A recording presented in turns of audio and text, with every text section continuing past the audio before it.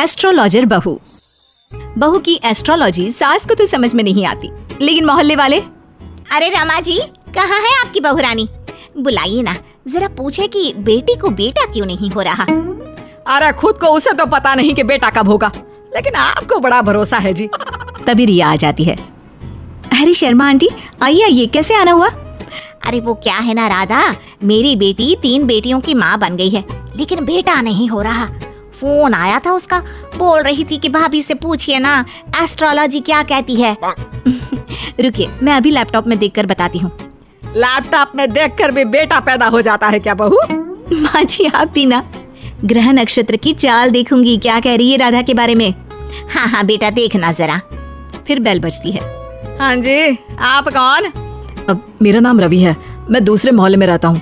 मैंने सुना यहाँ कोई एस्ट्रोलॉजर रहता है। हाँ जी, आ जाइए आप भी।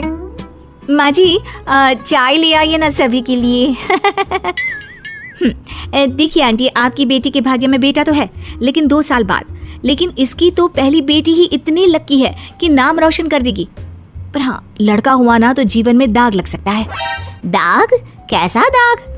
जैसे वो किसी का खून कर दे या फिर चोर बन जाए, क्योंकि एस्ट्रोलॉजी कहती है 3 लड़की के बाद होने वाला लड़का ना सुखी रहेगा ना रहने देगा। ओहो बहू, ये तो अच्छी बात बता दी तुमने। मैं अभी उसे फोन करके बता देती हूँ। तेरा बहुत बहुत शुक्रिया बहू। कोई बात नहीं। हाँ जी, आप कौन और यहाँ का पता किसने दिया? जी, नीरज नाम है मेरा दोस्त है ना अजय। अच्छा, अजय भैया के दोस्त हैं आप, बताइए ना। अब वो क्या है ना, आपने उनको जो डेट बताई थी उसी दिन उनकी नौकरी लगी, तो मैंने सोचा मैं भी आपसे पूछ लूँ कब तक नौकरी लगेगी। क्या है ना, 2 महीने से खाली बैठा हूँ। ओहो, ये बेरोजगार भी ना। मैं भी शादी से पहले 2 साल खाली बैठी थी। कुछ था नहीं तो एस्ट्रोलॉजर का कोर्स कर लिया। वैसे डेट ऑफ बर्थ क्या है बताओ तो? बहू लैपटॉप पर देखती है और फिर फुल कॉन्फिडेंस से कहती है, अरे तुम्हारे पास तो नौकरी है और तुम बोल रहे हो कि बेरोजगार हो, कैसे? अरे आप बिल्कुल सही बोल रही हैं, लेकिन आपको कैसे पता चला? वो क्या है ना, मैं ये नौकरी बदलना चाहता हूँ। अरे तो ऐसे कहिए ना। देखिए, नई नौकरी के संयोग इस साल तो नहीं है। लड़का वहां से चला जाता है। पास खड़ी सास कहती है, वाह बहू वाह, ये क्या लगा रखा है, तुझसे मिलने मोहल्ले के लड़के भी आएंगे। माँ जी, ये मेरा काम है। अरे वो अजय भैया के दोस्त थे।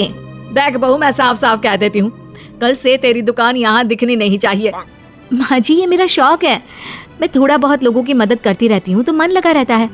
लेकिन कहते हैं ना, सास के सामने किसी की नहीं चलती। मैं जानती थी ये विद्या मुझे बंद करनी ही पड़ेगी। अरे जब जानती थी तो क्यों टाइम बर्बाद कर रही थी? क्योंकि मैं ये भी जानती हूँ कि आप ही मेरे इस काम को खुद शुरू करने के लिए कहेंगी। अरे बहू, कहीं पागल तो नहीं हो गई ना तू? मैं तुझे क्यों कहूंगी कि तू ये लोगों को पागल बनाने का काम कर। तभी डोरबेल बजती है और घर के अंदर एक महिला आती है और बहू से कहती है, अरे आप धन्य है, मैं तो कहती हूँ आप धरती पर भगवान का रूप है। ये लीजिए मिठाई। यानी आपके पति की नौकरी लग गई? हाँ जी, और पहले से भी ना बहुत अच्छी लगी है। वो क्या है, हम लोग तो अब अमेरिका जा रहे हैं। सास दोनों को देखती रह जाती है। फिर उसके जाने के बाद, लीजिए खाइए, शुद्ध देसी घी की मिठाई है, 800 रुपए किलो। खाइए, अब तो आगे से वैसे भी खरीद कर खानी पड़ेगी। अरे मंजूर है, लेकिन तेरा यूं लोगों के बीच बकवास करना मुझे बिल्कुल पसंद नहीं है। क्या पता किस दिन कौन सर पर चढ़ जाए। माँ जी, घर की मुर्गी दाल बराबर सुना था, लेकिन बहू की प्रतिभा को यूं कम आंकना ठीक नहीं है। अरे हाँ, सब ठीक है।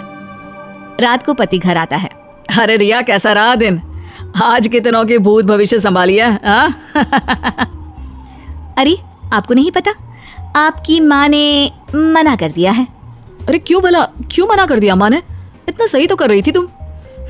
वो तो ठीक है, लेकिन तुम्हारी माँ को लगता है कि मैं जो बोलती हूँ वो हवा में उड़ती बात होती है। उन्हें मेरी विद्या पर भरोसा ही नहीं है। तुम बात क्यों नहीं करते? मैं करता हूँ बात, दीदी चली जाए उसके बाद। क्या दीदी आ रही है? कब? और तुमने मुझे बताया भी नहीं।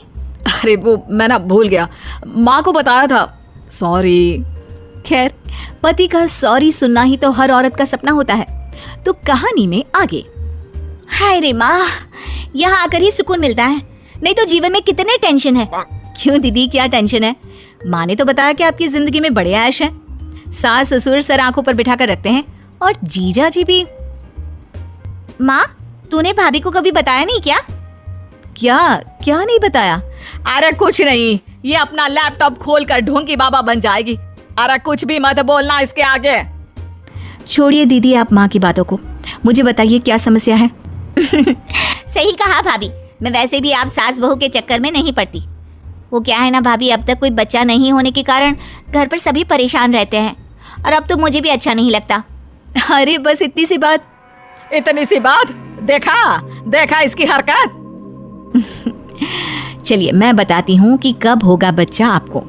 रिया फटाफट कंप्यूटर लेकर बैठ जाती है और फिर, दीदी अगले महीने आपको बच्चा कंसीव होगा और फरवरी में वो आपकी गोद में होगा।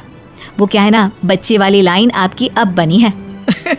देखो बाबा पाखंडी नाथ ने क्या कहा, अब तो तू चिंता छोड़ ही दे।